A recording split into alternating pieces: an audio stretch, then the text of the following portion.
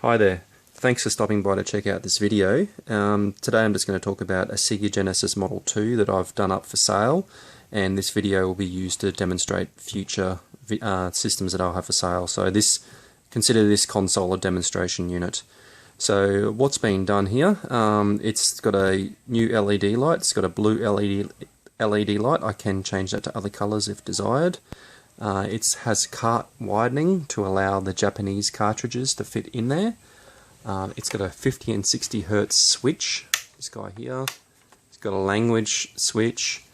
It's got composite video with left and right audio, and it's got an overclock, and the overclock is the 10 megahertz. So we'll talk about the mods. We'll start with the overclock. The overclock speeds up the CPU to 10 megahertz, so that allows the instructions to be processed by the CPU quicker. Therefore, there's less slowdown. So like when you get too much stuff happening on the screen at once, you might notice there's a slowdown. With a 10 megahertz, that decreases that or completely removes it. So that's excellent to have that one. Composite video is self-explanatory. So that's your yellow video and your white and red audio.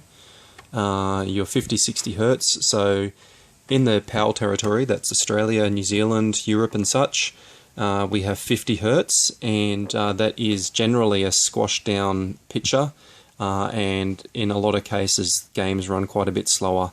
So with this switch here you can toggle to 60 Hertz, and that is obviously a much better way to play retro video games. Looks awesome.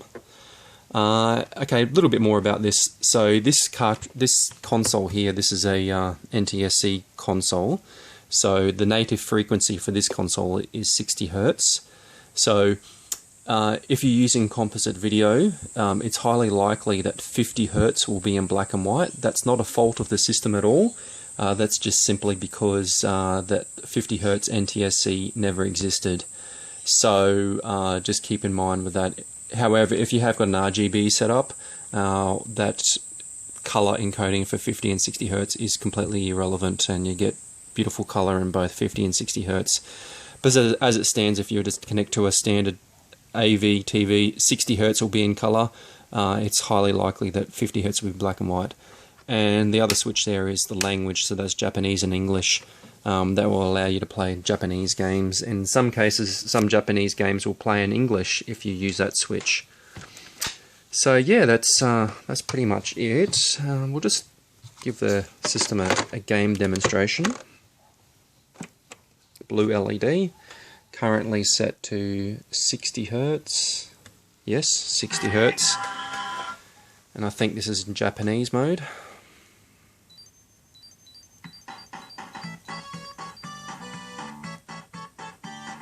We'll be able to tell if it's in Japanese mode because tails here will actually be miles. Yes, it is, miles. So if I had that language switch in the other direction, that would be tails. Okay, and it's currently running an overclock, so as I was describing before, that is an excellent mod for the Sega Genesis. Allows games to run a lot smoother with less slowdown and such. And of course, if you wanted to play the games at the original 7.6 megahertz, keep in mind that not all games are compatible with 10 megahertz. So with that toggle, you can change it back to the stock speed, and then they'll work just fine.